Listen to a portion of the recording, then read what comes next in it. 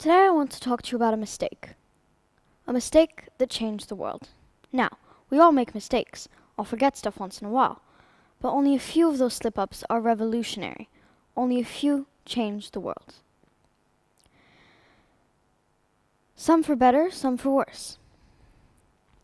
Now, mistakes that change the world don't come along often, but they do come.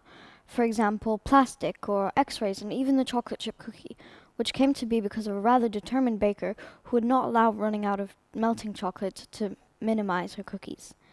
Though it would be interesting to learn about how snacking was changed forever, that's not what I want to talk to you about.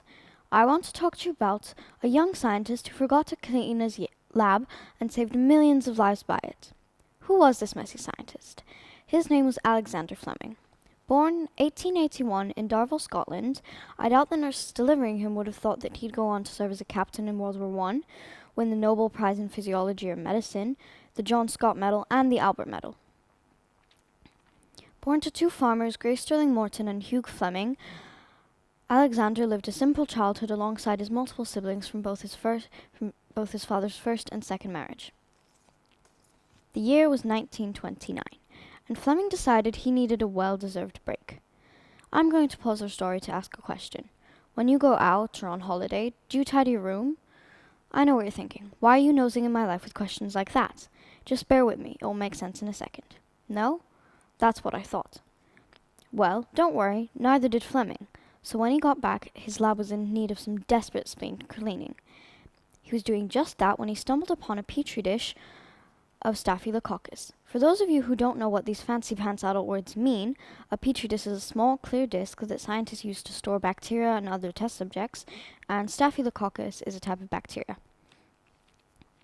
Anyway, the petri dish had been left uncovered, and Fleming identified the mold growing upon it as Penicillin notam. He noticed that the mold had killed many of the bacteria, and upon further research discovered it could kill multiple types of bacteria and could be given to small animals without harming them. Almost a decade later, two new scientists named Howard Florey and Ernest Chain decided to pick up where Fleming had left off. They isolated the bacteria-killing substance. Next, it was freeze-dried where the ice evaporated off under vacuum. The powder left behind was penicillin. I think we all agree that such an achievement should be rewarded, which is how Florey, Fleming, and Chain won the Nobel Prize in Medicine in 1945 for the discovery of penicillin and its curative effect on various diseases caused by infectious diseases caused by bacteria, such as strep throat, pneumonia, and meningitis. Imagine that without this discovery, a small cold, fever, or even paper cut could potentially kill you. Imagine the jolting fear and paranoia that would come at the sound of a sneeze. Doesn't sound like fun, right? Well, that's what our reality would be if it wasn't for these three men and their discovery. This mistake may have changed the world, but it's also led to another world-changing mistake, but this time it's not so positive. The overuse of penicillin and other antibiotics has caused certain bacteria to form resistance to them. Humans can be much too dependent on one thing, which is exactly what happened here with penicillin.